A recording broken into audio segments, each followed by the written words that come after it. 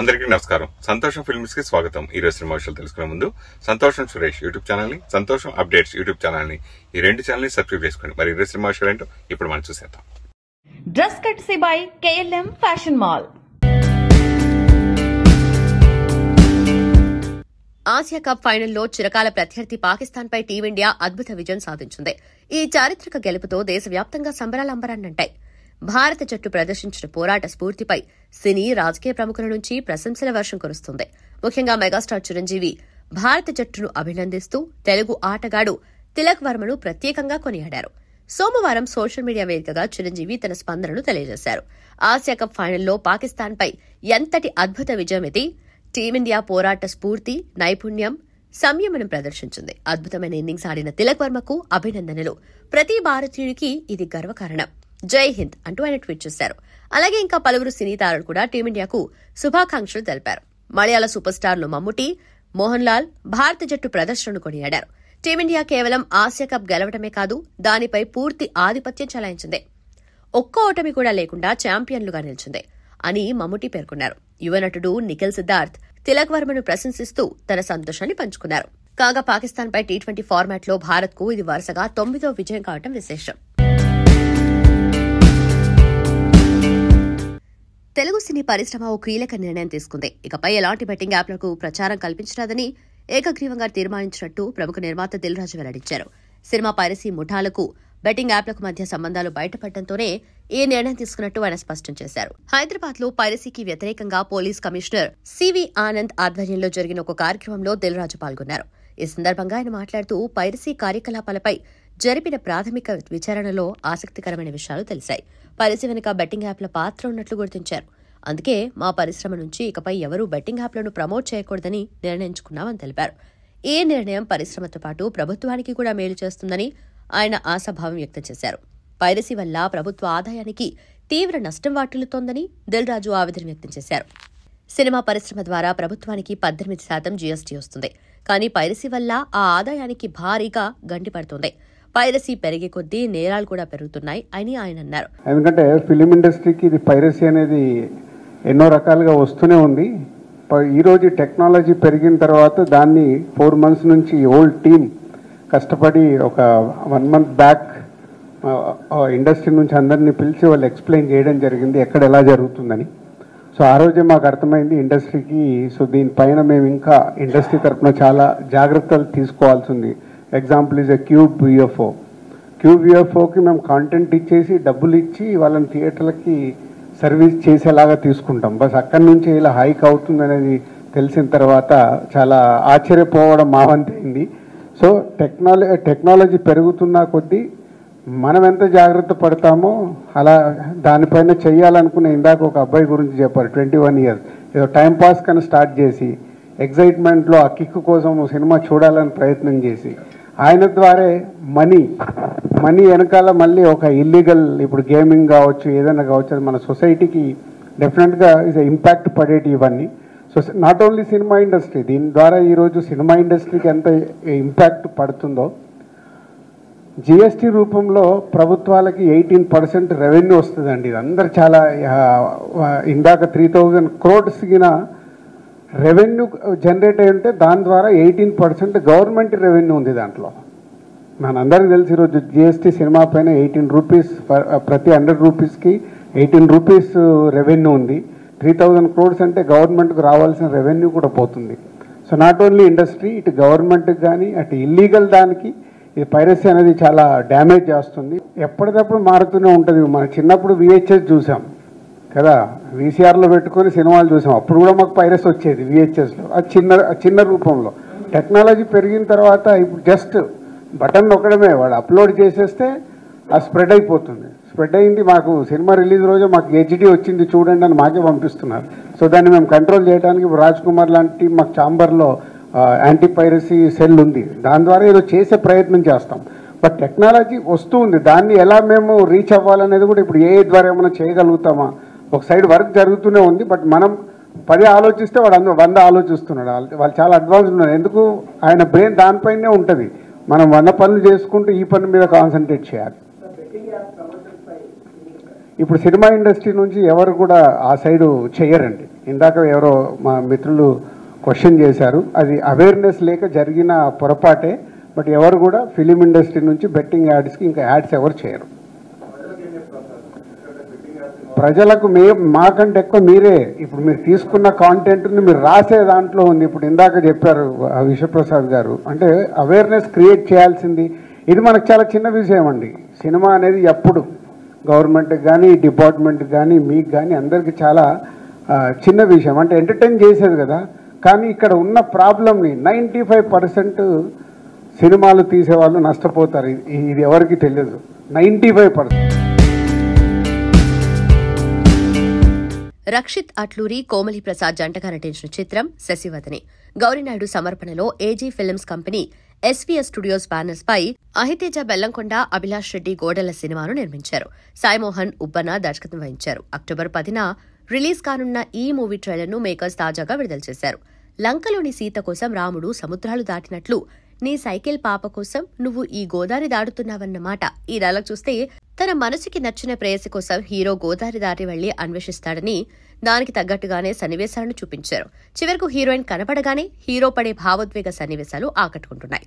గోదావరి నేపథ్యంలో సాగే ఈ ప్రేమ కథలోని సన్నివేశాలు ట్రైలర్లోనే హృదయాలను హత్తుకుంటుంటే సినిమాలో ఎమోషన్స్ ఎలా ఉండబోతున్నాయనే క్యూరియాసిటీ అయితే కలుగుతోంది. శరవణ వాసుదేవన్ సంగీతం అందిస్తున్న ఈ చిత్రానికి అనుదీప్ దేవ్ నేపథ్య సంగీతాన్ని అందిస్తున్నారు.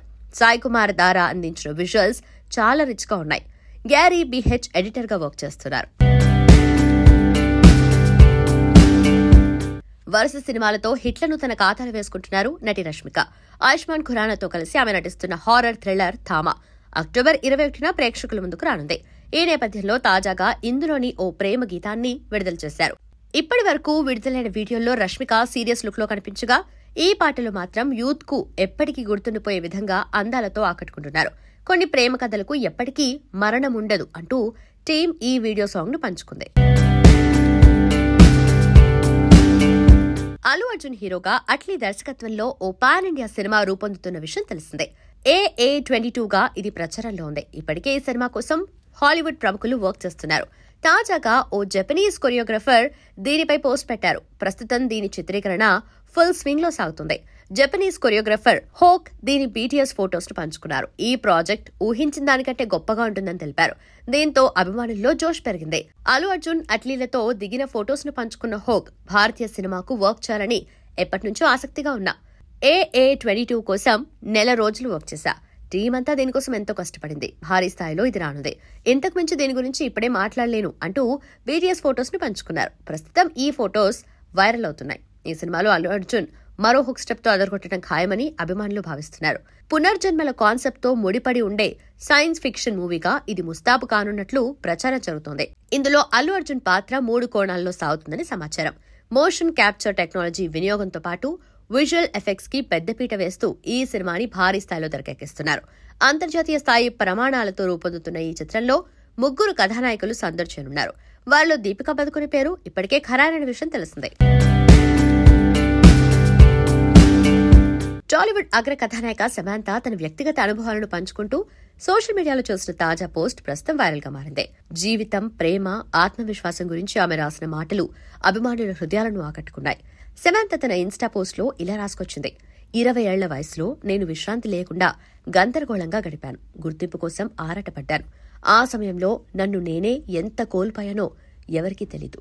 పైకి ఏదీ కనిపించకుండా ఉండేందుకు ఎంతో కష్టపడ్డాను. అంతేకాక నిజమైన ప్రేమ గురించి ఆ వయసులో ఎవరూ చెప్పలేదని పేర్కొంది.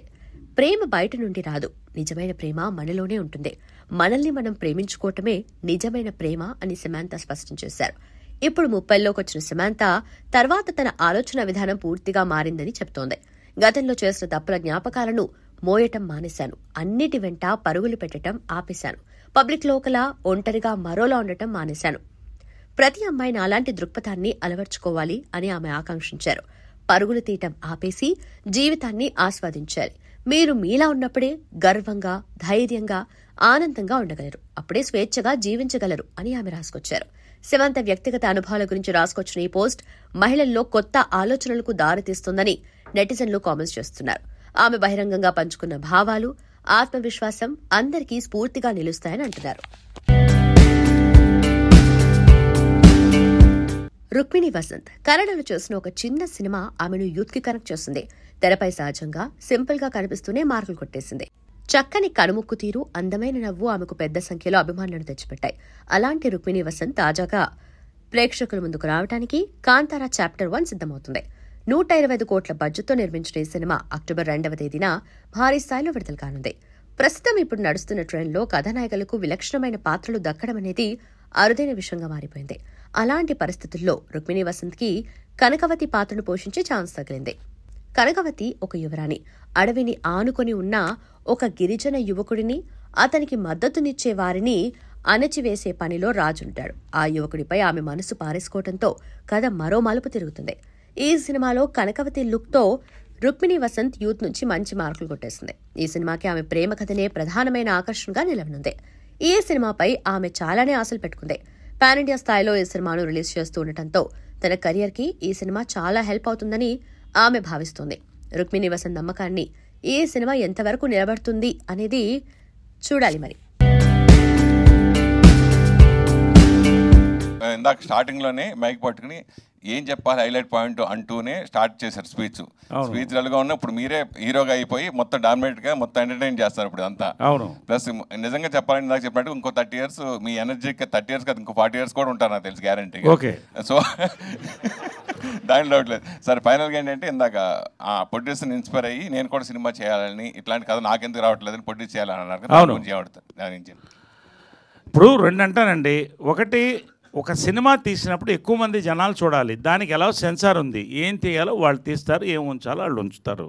కాబట్టి మంచి సబ్జెక్ట్ వచ్చింది, క్లియర్గా ఇలాంటి అపురూపమైన రేర్ సబ్జెక్ట్ వచ్చింది అనేది నేను చెప్పాను. ఒకటి, ఇవాళ ఎవరు హీరో, మీరా మూర్తి గారా ఎవరని మేము అసలు మేము చూస్తున్నాం.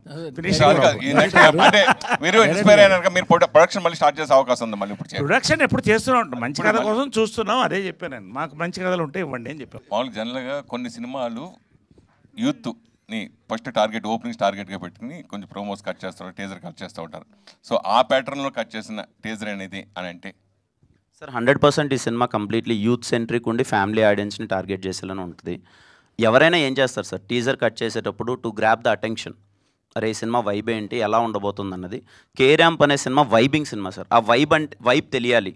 అండ్ నేను చేసిన ముందు చిత్రాలతో పోల్చుకుంటే దీంట్లో ఈసారి ఓకే కిరణ్ ఇలా ఎనర్జెటిక్గా ఉండవు, ఇలా చేయబోతున్నాడు అన్నదే ప్రజెంటేషన్ చేస్తాం కదా సార్. గ్లిమ్స్లో టీజర్లో చేసాం, ట్రైలర్లో మీరు ఇంకా చూస్తారు ఇంకా ఎలా ఏముండబోతున్నాయి అదర్ ఎమోషన్స్ అవన్నీ. ఒక హీరో ఒక ఇమేజ్ చట్టంలో ఇరుకోకుండా కొన్ని ఎక్స్పెరిమెంట్ సినిమాలు చేస్తారు. ఇలా వాళ్ళకి పర్సనల్గా ఎంటర్టైన్మెంట్ అంటే ఇష్టం, కొంతమంది యాక్షన్ అంటే ఇష్టం. అట్లా మీ కెరియర్లో వరుసగా అన్ని జోనర్లు చేశారు, లాస్ట్ కూడా ఎక్స్పెరిమెంట్ చేశారు.